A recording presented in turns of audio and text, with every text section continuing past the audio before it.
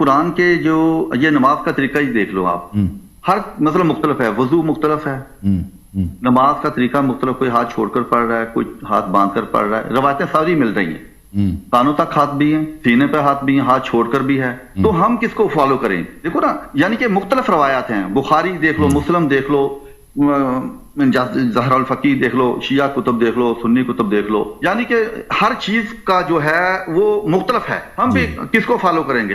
ہمارے پاس یہ کیا کسوٹی ہے کہ کس کے ساتھ ہم اس کو پرکھیں؟ قرآن میں طریقہ نہیں ہے، زکوٰۃ کا طریقہ نہیں ہے کیسے دینی ہے، اور نماز کا طریقہ نہیں ہے، رکوع اقیم الصلاۃ وآتوا الزکوٰۃ کہا ہے جی، پھر اطاعت کا کہا ہے، وَمَن يُشَاقِقِ الرَّسُولَ مِن بَعْدِ مَا تَبَيَّنَ لَهُ الْهُدَىٰ وَيَتَّبِعْ غَيْرَ سَبِيلِ الْمُؤْمِنِينَ نُوَلِّهِ مَا تَوَلَّىٰ وَنُصْلِهِ جَهَنَّمَ وَسَاءَتْ مَصِيرًا، یعنی کہ ہم یہ قرآن ہم انسانوں کے ذریعے تک پہنچا نا، ہم تک تو کنفیوز انسان ہو جاتا ہے۔ میں دیکھیں قرآن میں اکثر جو احکام ہیں ان کا ڈیٹیل قرآن میں تو نہیں ہے نا، اکثر جو احکام ہے کچھ کا ڈیٹیلز کچھ ہے، مثلا وضو ہے، طلاق ہے، کچھ آیات ہیں اس میں کچھ ڈیٹیل ہے، لیکن اکثر میں اس طرح ڈیٹیل تو نہیں ہے، وہ یا وراثت کے مسائل قرآن میں ہے، لیکن اس میں بھی بہت سارے ڈیٹیل آپ کو حدیث سے ملے گا۔ تو اس میں جو دیکھیں رسول اللہ صلی اللہ علیہ وآلہ وسلم جب آئے تھے، ان کی صحابہ کی ٹیم پوری کی پوری ان پڑھ لوگ تھے نا، یہ تو پڑھے لکھے لوگ تو نہیں تھے عرب میں، یہ سب لوگ ان پڑھ تھے، پڑھے لکھے میں بہت کم تھے جن کو لکھنا پڑھنا آتا تھا، اور یہ کوئی ضروری نہیں ہے کہ جو شخص جس کو لکھنا پڑھنا آتا ہے وہ صحیح بھی لکھے گا، بھی وہ خیانت نہیں کرے گا،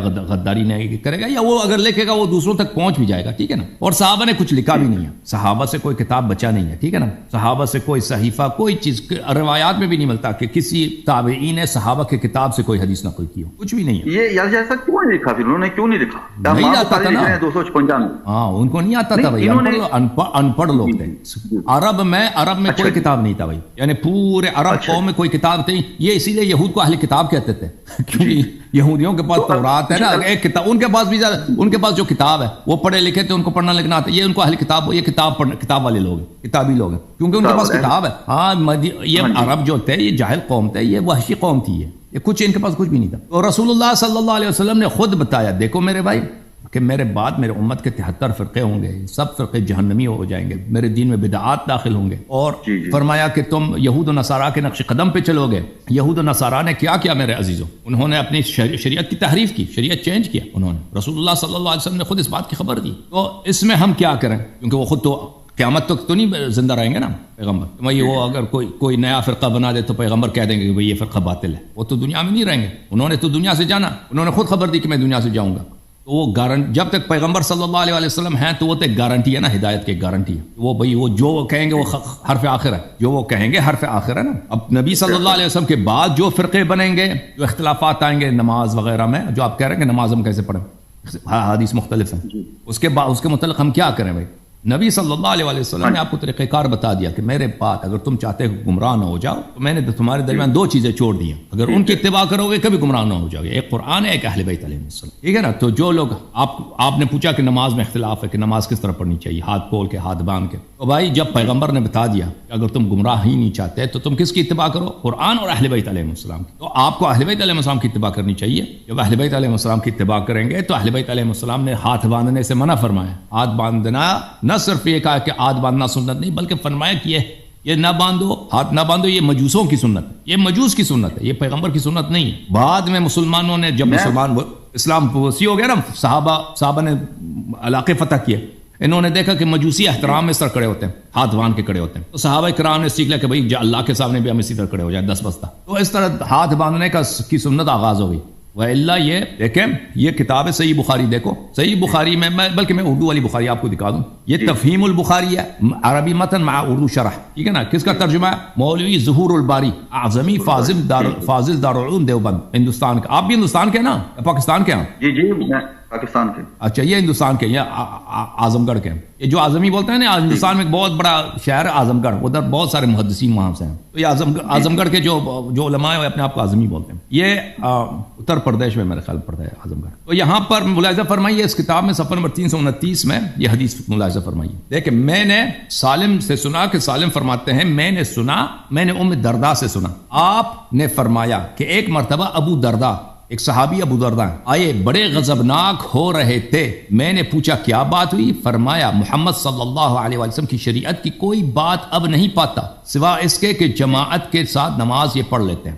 دیکھیں یہ ابو درداء کی بات ہے، یہ خود بخاری کیا ہے، شریعت کی کوئی بات بچی نہیں ہے سوائے کہ مثلا صرف نماز جماعت بچ گئی ہے. اچھا نماز جماعت بچ گئی، صرف یہ نماز پڑھ دی، یعنی شریعت کی تحریف ہو چکی ہے. میں محمد صلی اللہ علیہ وسلم کی شریعت کی کوئی بات میں نہیں پاتا سوائے کہ نماز اکٹھے پڑھتا ہے. یہ تیسیر الباری بشرح صحیح البخاری علامہ وحید الزماں کی کتاب ہے، چاپ نعمانی کتاب خانہ لاہور پاکستان میں چھپی ہے، ٹھیک ہے نا، 1990 میں. ملاحظہ فرمائیں یہاں پر یہی حدیث، یہ صفحہ نمبر ہے 421، حدیث نمبر 619 بخاری میں. ام درداء سے روایت ہے کہ وہ کہتی تھی ابو درداء صحابی میرے پاس آئے، وہ غصے میں تھے. میں نے پوچھا کیوں غصے میں ہوں؟ انہوں نے کہا خدا کی قسم میں دیکھتا ہوں حضرت صلی اللہ علیہ وسلم کے وقت کا کوئی کام باقی نہیں رہا، بس یہ رہ گیا کہ لوگ مل کر نماز پڑھ لیتے ہیں. اچھا میں آپ کو مزید اس کے ایک دکھا دوں کہ اور بھی تو ہے نا علی صاحب، اور بھی تو حدیثیں ہیں نا، یہ بھی بخاری میں ہے. جب آپ صحابہ نے جب خود شہادت دیا کہ نبی صلی اللہ علیہ وسلم کے زمانے کے احکام کے سب صحابہ نے چینج کیا.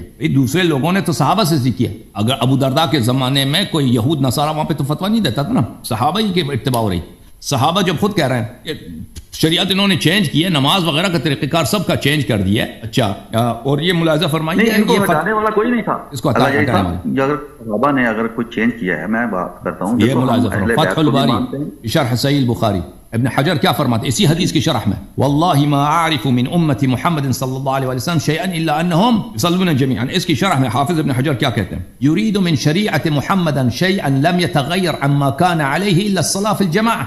یہ ابو درداء کا غصہ اس بات پہ ہے کہ شریعت محمدی صلی اللہ علیہ وسلم سے کوئی چیز باقی بچی نہیں سوائے کہ لوگ نماز پڑھتے ہیں. یعنی وضو کا طریقہ لوگوں نے چینج کیا، اذان کا طریقہ چینج کیا، نماز کا وقت چینج کیا، نماز پڑھنے کا طریقہ چینج کیا، سب چینج کر دیے لوگوں نے، احکام میں انحراف پیش آیا. اچھا پھر فرماتے ہیں ومراد ابی الدرداء، ابو درداء کا مراد کیا، ان اعمال المذکورین حصل فی جمیعها النقص والتغییر الا التجمیع فی الصلاۃ. مذکورین کے اعمال میں یعنی امت کے اعمال میں، وہ ایک زمانے کی بات ہے اواخر خلافت عثمان، یہ اواخر عمر ابو درداء کی بات ہے، اور عثمان کی خلافت کے آخر میں اس کی وفات ہو گئی. اچھا یہ عثمان کی خلافت میں اگر اس کی وفات ہو گئی ہے تو یہ بھائی عثمان کے خلافت میں عمر ابو بکر کی خلافت میں یہ چینجز ہوئی ہے نا، پیغمبر کے زمانے میں تو یہ چینجز نہیں ہوئی ہیں، ان لوگوں نے چینج کیا. اب آپ کہتے ہیں کوئی اس کو روکتے نہیں نا، بھائی جب ابھی میں آپ کو بتاتا ہوں نا، جب آپ کا خلیفہ قرآن کی مخالفت میں کہتا ہے کہ تم نماز نہ پڑھو، جب وہ تیمم والی بات وہ یاد ہے آپ کو، اور آپ کے خود مسلم میں حدیث دکھا دوں، مسلم میں ایک منٹ بھائی، مسلم کی حدیث آپ کو دکھا دوں.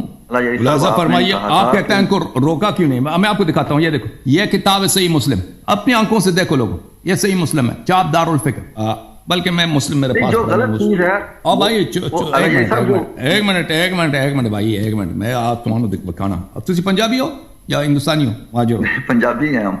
ہاں تسی پنجابی، میں تمہوں دکھانا ہوں کی گل نہیں کچھ.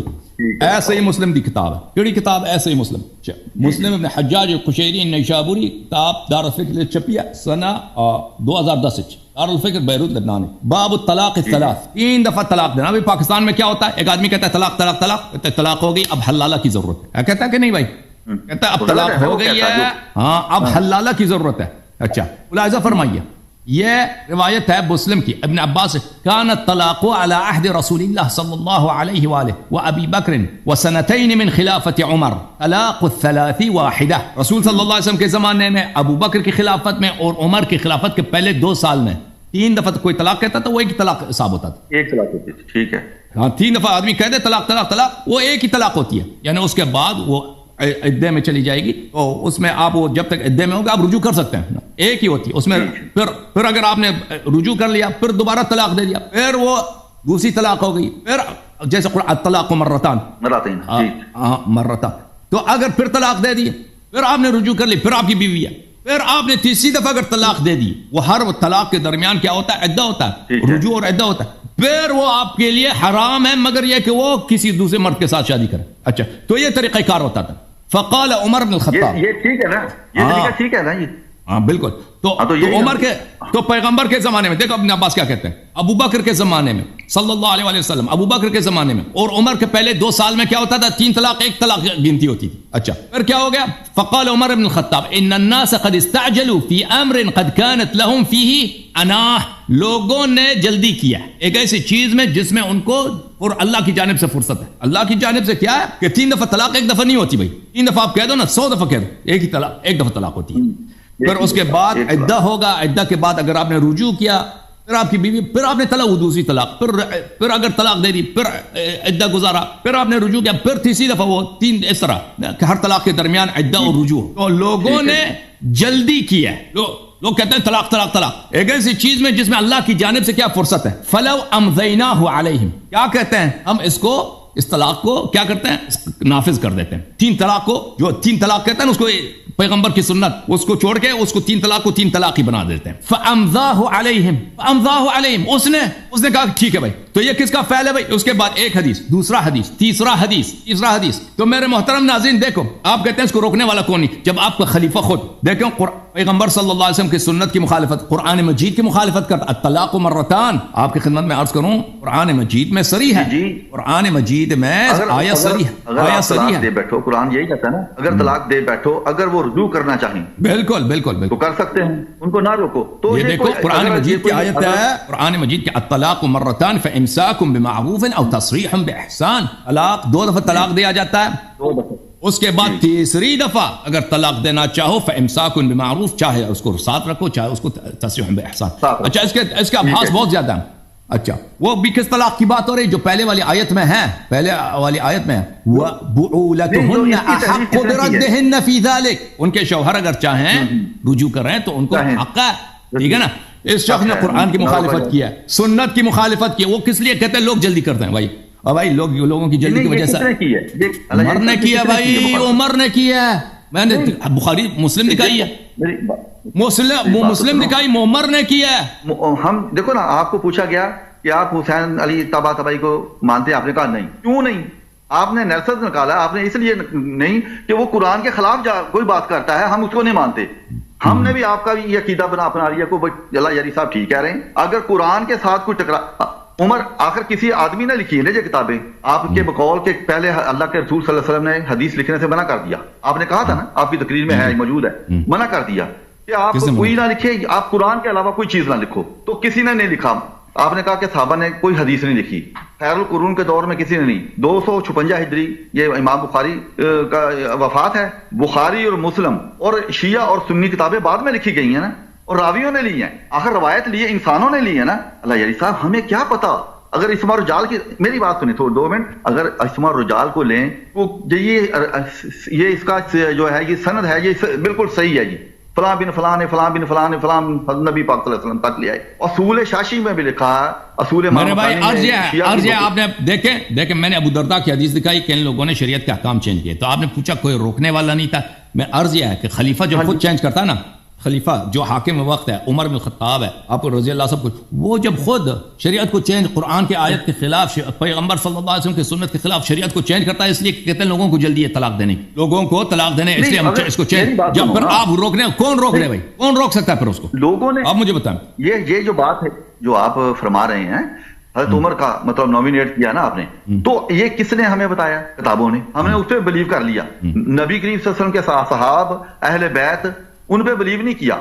حضرت عمر یعنی کہ اس آدمی پہ بلیو کر لیا. آپ نے وہ مجھے بہت اچھا حوالہ دیا، قرآن کا حوالہ دیا کہ طلاق مرات ہیں، طلاق 2 دفعہ ہے. اگر 3 دے دے عدت کے دوران، اگر وہ رجوع کرنا چاہے تو وہ رجوع کر سکتا ہے. اللہ جی صاحب یہی ہے نا.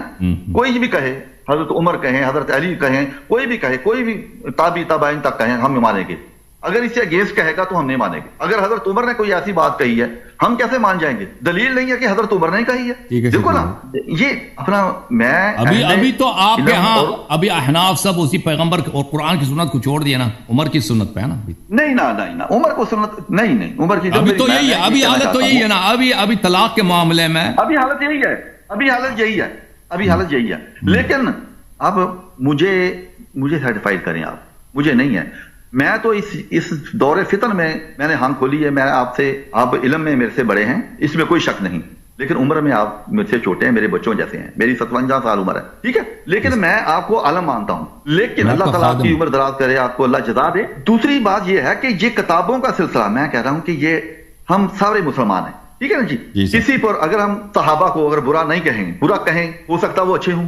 میں اگر روایات پہ چلیں گے نا، ہم روایات نکالیں گے، بخاری شریف، مسلم شریف، کوئی بھی دنیا کی کتاب لا ریب نہیں ہے. لا ریب تو صرف قرآن ہے نا, الف لام میم ذالک الکتاب لا ریب فیہ ھدی للمتقین. ہم قرآن کے ساتھ ہاں کوئی اگر ٹکرا جاتا ہے, سریحاً ٹکرا جاتا ہے, وہ عمر کہے, علی کہیں, کوئی بھی اہل بیت کہیں, صحابہ میں سے کوئی کہے, نہیں مانتے آپ کے بقول, اور آپ کی بات بالکل صحیح ہے, شریعت کے مطابق بات کہی ہے. اگر ہم کہیں گے نا اپنا یہی صاحب متنفر ہو جائیں گے آپ, ہم آپ کا اتنے شوق سے, بہت شوق سے سنتے ہیں. میں اکیلا ہوں, نماز نہیں پڑھتا, کسی کے پاس وہ یہ آپ یہ کافر انبلیور سارے یہ سارے کافر ہو چکے ہیں. کسی کے پاکستان کے حالات آپ کو پتا ہے, آپ اسی لیے بخاری کی رٹ لگائی ہوئی انہوں نے. کبھی کسی مجلس میں چلے جائیں, کبھی کسی مدرسے میں چلے جائیں, یا کوئی تقریر سنیں گے, آپ کو صرف بخاری اور روایات میں الجھائیں گے, قرآن کی کوئی بھی درس نہیں دے رہا. میں نے نہیں دیکھا, یا آپ مجھے بتائیں کہ فلاں مکتبہ فکر ہے وہ صرف قرآن اور قرآن کی آیت پڑھ کر سنا رہا ہے. ہاں میں کہتا ہوں اگر کسی کے پاس رفع یدین والی آیت ہے, روایت ہی ہے نا, وہ بھی کسی انسان نے لکھی ہے. شکیل بھائی اللہ آپ کو عزت دے, میں آپ کے دعا گو ہوں, اللہ تعالیٰ آپ کو جزائے خیر دے. بڑی پیاری باتیں کی آپ. انشاءاللہ اللہ تعالیٰ ہمیں ایک دوسرے کا بھائی بننے کی اور قرآن و سنت صحیح سنت کی اتباع کرنے کی توفیق عنایت فرمائے. میں آپ کو دعا گوں. آمین آمین. جزاک اللہ جی, پھر بھی موقع دینا مجھے. انشاءاللہ حتماً.